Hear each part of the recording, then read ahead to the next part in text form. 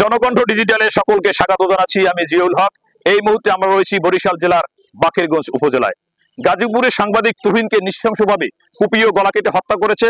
পাশাপাশি কিন্তু একই দিনে গাজীপুরের সাংবাদিক আনোয়ারকে দুর্বৃত্তরা ইট দিয়ে তার দুই পা থেতলে দিয়েছে।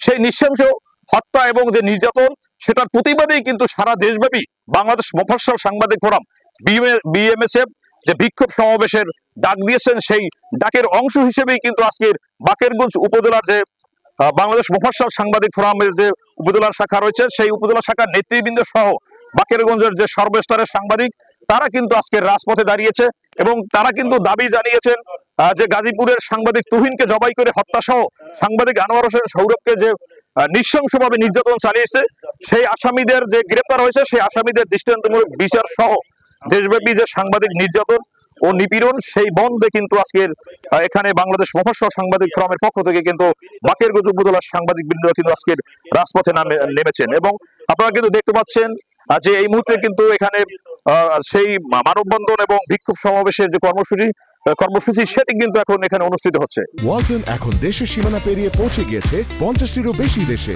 ওয়ালটন, ঘরে ঘরে বিশ্বজুড়ে। একটা প্রবাদ আছে, আমরা চলি সম্মুখ পানে, কে আমাদের বাঁধবে, রইল যারা পিছু টানে, কাঁদবে তারা কাঁদবে। আমরা যারা সাংবাদিক সমাজ আছি বাংলাদেশের, আমরা সকলেই আমাদের যথাযথ উন্মাদনার মাধ্যমে আমরা আমাদের কার্যক্রম চালিয়ে যাচ্ছি। মাঠ ঘাট সকল প্রান্তরে দিন রাত আমরা পরিশ্রম করে আমরা মানুষের মনের খোরাক যোগাচ্ছি। কিন্তু আমাদের এই দেশে কিছু অসাধু লোকের কারণে আজকের আমাদেরকে রাস্তায় দাঁড়াতে হয়েছে। তারা সংবাদ প্রকাশের জেরে বিভিন্ন সময় বিভিন্ন সাংবাদিকদেরকে হত্যা সহ বিভিন্নভাবে নির্যাতন করেছে, বিভিন্নভাবে তাদেরকে ভয়ভীতি দেখিয়েছে, যার কোনো প্রতিকার, কোনো বিচার, কোনো সুরাহা আজও পর্যন্ত আমার বাংলার মাটিতে হয়নি। রাস্তায় দাঁড়াতে হচ্ছে কেন? কিসের বিচার চাচ্ছি? আমরা সাংবাদিক হত্যার বিচার চাচ্ছি। সাংবাদিক কি? গণমাধ্যমে কাজ করে সংবাদকর্মী। এই সংবাদকর্মী না থাকলে শুধু এই বাংলাদেশ রাষ্ট্র নয়, সারা বিশ্বের কোনো রাষ্ট্রই টিকতে পারে না। একটু কল্পনা করে দেখুন যে আমরা কিছুই জানি না। চোখ বন্ধ করুন, ভাবুন আমরা কিছুই জানি না, অন্ধকার। তখন কি হবে? এই দেশ থাকবে না, এই দুনিয়া থাকবে না। সাংবাদিকদের সুরক্ষা দিন, সাংবাদিকদের নির্যাতন নয়, হত্যা নয়, তাদেরকে ভালোবাসুন, তাদের পাশে থাকুন এবং এই সাংবাদিক হত্যা, নিপীড়ন, নির্যাতনের এই পথ থেকে বেরিয়ে আসুন। গণমাধ্যম কর্মীদের সাথে এ ধরনের আচরণ কোন সভ্য জাতি, বিশ্বের কোন দেশ এটা মেনে নিতে পারে না।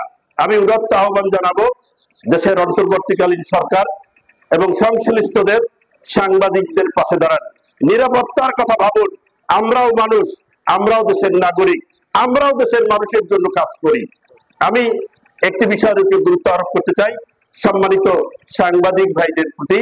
সারা বাংলাদেশের এমন সময় এসেছে সাংবাদিকদের ঐক্যবদ্ধতা খুব জরুরি এবং সংশ্লিষ্টদের অনুরোধ করতে চাই, আমাদের নিরাপত্তার জন্য বাড়তি আইন দরকার, আলাদা আইন দরকার।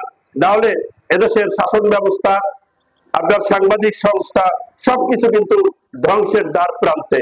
এখান থেকে ফিরে আসতে হবে। আমি পরিশেষে বাকেরগঞ্জের সম্মানিত সাংবাদিকদের বিনীত আহ্বান জানাবো, দেশের যে কোনো পরিস্থিতিতে আমরা যেন ঐক্যবদ্ধ থাকতে পারি, দেশ, জাতি এবং মানুষের কল্যাণে ঐক্যবদ্ধ হয়ে কাজ করতে পারি, নিজেদের সুরক্ষা দিতে পারি। যে বিষয়কে নিয়ে ঝড় উঠেছে সেটি হলো সাংবাদিক হত্যা। আমরা বিগত দিনেও দেখেছি সাংবাদিকের উপর অত্যাচার এসেছে, হত্যা এসেছে, গুম এসেছে, নির্যাতন এসেছে। আমরা এ থেকে মুক্তি চাই, রেহাই চাই। সাংবাদিক হলো বাংলাদেশের সারা বিশ্বের একটি স্তম্ভ, যা চোখের মতো, দর্পণের মতো। ন্যায় এবং অন্যায় তারাই তাদের জীবনের ঝুঁকি নিয়ে তারা কিন্তু তুলে ধরে সমাজের কাছে, এবং সমাজ পরিবর্তনে সাংবাদিকদের কোনো বিকল্প নেই। আজ আমি বলতে চাই, গাজীপুরে যে হত্যা হয়েছে, গাজীপুরে নৃশংসভাবে গলা কেটে হত্যা করা হয়েছে একটি জীবন্ত মানুষকে, ইট দিয়ে ছেঁচে তার দুই পা থেতলে দেওয়া হয়েছে। এখনো মানুষের কাজ নয়, এটা এখনো এই সভ্য সমাজের কাজ নয়, যারা করেছে তারা নির্জনজীবী পশু।